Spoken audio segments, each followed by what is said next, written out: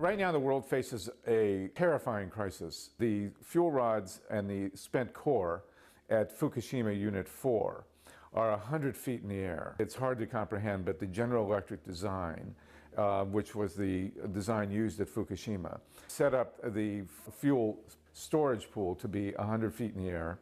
And as a result of the accident, the residual rods from this unit are in a very, very precarious position. Now, we know that the earthquake did tremendous damage to Fukushima Units 1, 2, 3, and 4. Thankfully, Units 5 and 6 were higher up and were not as badly harmed. We have had explosions at Units 1, 2, and 3, and the cores from Units 1, 2, and 3 are in the ground somewhere. We don't know exactly where they are.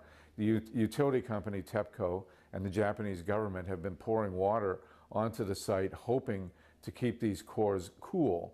Unfortunately, we have had steam emissions at the site, which indicates there's still at least some heat coming from one or more of these cores.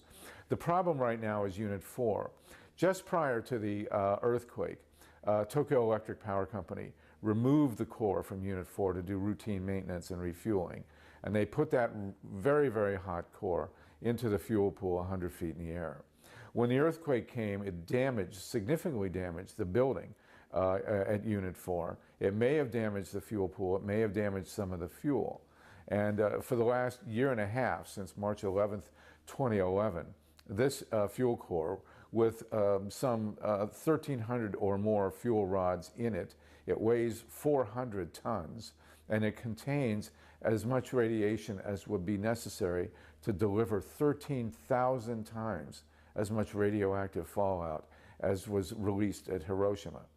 Now, the problem is that this core, these fuel rods, have to come to the ground somehow.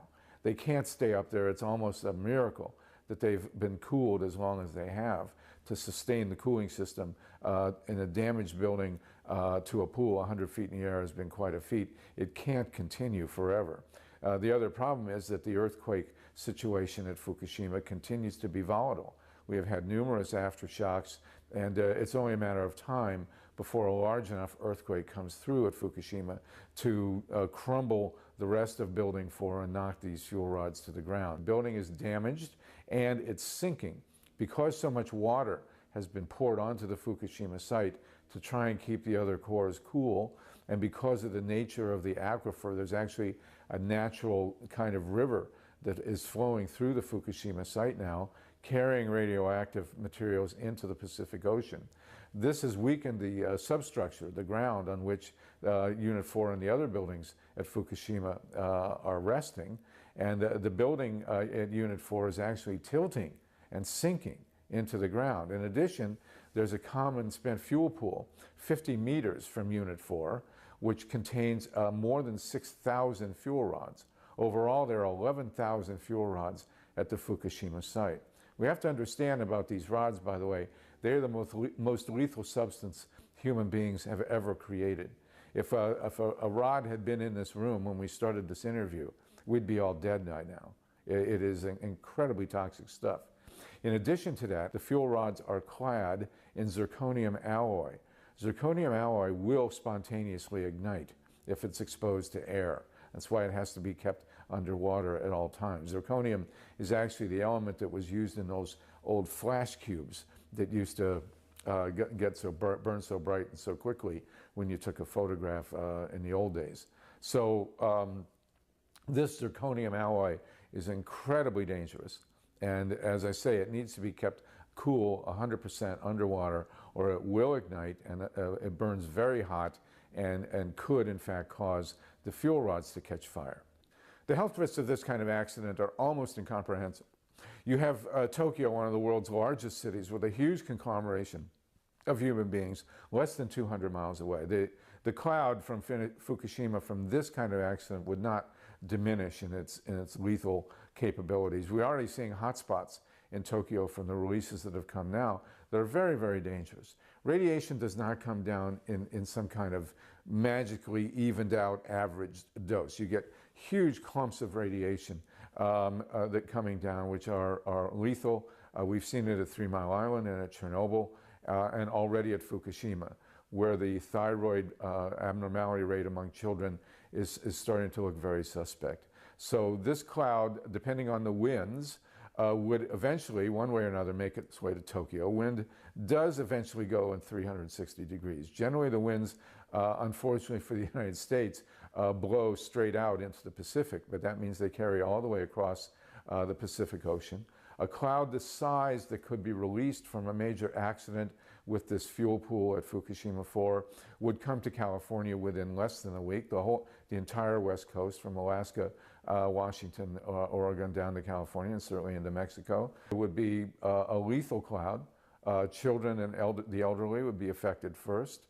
It would go all the way across the United States. It would contaminate our food, our milk, our water, and recircle the globe a number of times. The initial cloud from Chernobyl was very clearly detected going across the United States within 10 days and came back again within the month. And so we would see the permanent contamination very quickly of the northern hemisphere. And you have to understand, a cloud 13, 15,000 times as potent as the one that was released at Hiroshima is a lethal dose to many millions of people. So the implications of a fuel pool at Fukushima that loses its water in the air, or where the rods deteriorate to the point where they can catch fire, or that falls to the ground with an earthquake or the crumbling of the building, or that's mishandled by TEPCO or whoever else is doing it, trying to bring it to the ground. These are all situations that can result in a radiation release that would impact many, many millions of people, not just in Japan, not just in the United States, but all over the world. The removal of these fuel rods is probably going to put the world in the most precarious position that it's been since the time that the U.S. and USSR were, facing each other down at Cuba and elsewhere with nuclear missiles.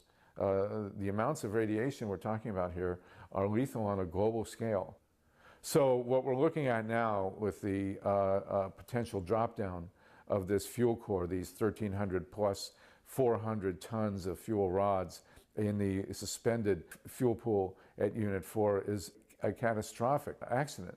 Now, Tokyo Electric Power has said that they want to remove these rods and try and bring them down in November. We don't believe a private utility company, certainly not TEPCO, which has had a terrible track record already at Fukushima, is capable of doing this job. They don't have the financial, the technological, the scientific resources. They've just earmarked another $10 billion for the Fukushima site, but it's not sufficient. The government of Japan has stepped in, but the government of Japan has a vested interest in not letting the world know how serious the situation really is. They've just secured the 2020 Olympics, which is astounding to me, but nonetheless, we can't trust either entity. We are petitioning at nukefree.org a request that the United Nations and the American government step in, and that all the world's scientific, engineering, and economic resources be focused on bringing these rods down to the ground. It's hard to comprehend that such a specific, pinpointed situation could have such a potentially huge effect on the entire human race. But that's the situation now at Fukushima. So we're asking people to go to the nukefree.org site to link to the petition, which is on MoveOn. We've already had some 50,000 people sign it, and another parallel petition, another 25,000 signatures at Roots Action. We will present these petitions to the United Nations sometime in October or early November. And you know, the survival of the human race is really at stake here, and we hope that people will focus on this. We want 24/7 coverage of this. When they move in to move these fuel rods, we want it live televised so that the whole world can be watching. It's the only hope we have that there's a real transparency at Fukushima.